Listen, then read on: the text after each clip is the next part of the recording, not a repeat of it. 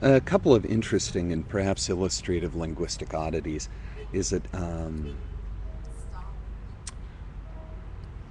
when we ask someone to apply reason, we are the standard for which is entirely subjective. Most of these terms, reason,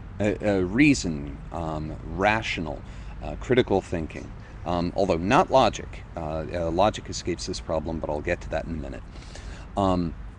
We are asking for we are asking for a conformity to ill-defined and ultimately undefinable expectations because they are expectation-oriented.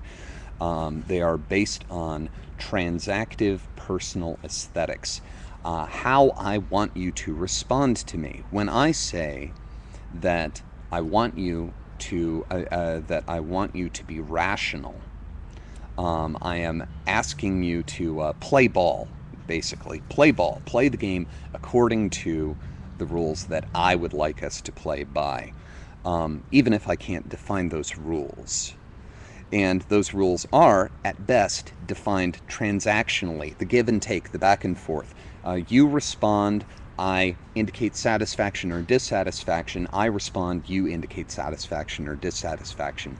And that's part of why we can't, or at least seem to consistently run into extreme difficulty when trying to define what these terms actually mean, because they are markers in a game of conversation.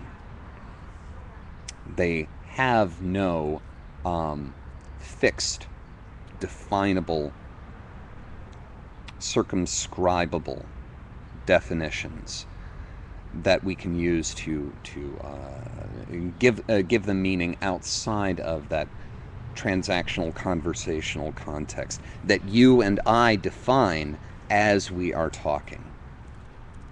Logic avoids that problem because logic is, at least formally, a very, very well-defined term. The definition of logic largely being the domain of logic. The rules that comprise logic are the definition of logic.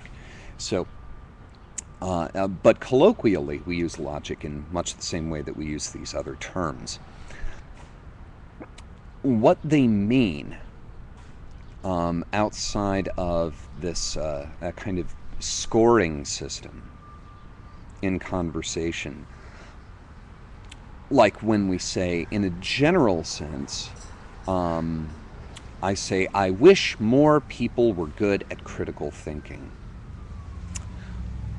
What I'm effectively saying, what I'm really saying, is that I wish people more consistently thought in a manner that I find satisfying, that satisfies my criteria, my expectations, my demands from other people.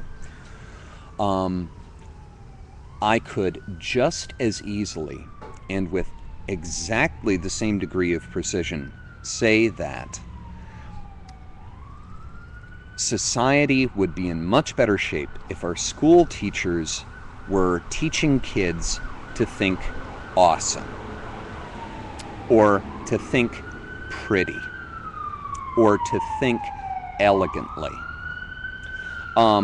It doesn't provide, the request doesn't provide any specific evaluation or iteration of qualia from which we could construct a working model or a working solution.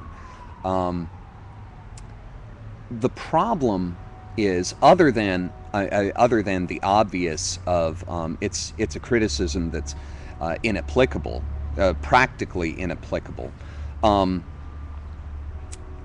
is that there is an unnerving absence of self-awareness in the use of these terms. That everything would be better if people thought more like me. Well, if the use of term critical thinking is any indication of the quality of thought that critical thinking implies, I'm not sure that we actually need more of it. We've got no shortage of narcissism floating about. No shortage of unsupportable and insubstantial senses of personal superiority. That's kind of endemic to the human condition, just by virtue of the fact that we're more immediately aware of our internal experience than we are of the internal experiences of others, and necessarily by virtue of the increased amount of information in our subjective awareness of ourselves and our subjective awareness of other persons. It's kind of built in that we're going to view ourselves as more interesting, intelligent, and experientially rich than the people around us. We don't need help thinking that way. We, if anything, need a lot of help getting over that. And I see this the use of terms like critical thinking as reflective of that. It's reflective of an existential and perceptual problem that takes a tremendous amount of personal discipline to circumvent. The upshot is that when I hear someone say we need more critical thinking, or someone is asking someone else to be more rational, they are basically asking them to be better. Think better. Think better. Well, try applying that to construction of curriculum. Like, you know what we really need for, say, third level math instruction? We need them to math better.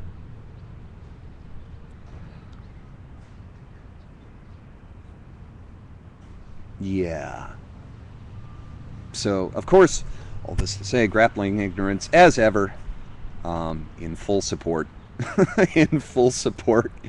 And kind of, I guess, joining you on the sidelines, munching the popcorn, and wondering just, what the hell are they thinking?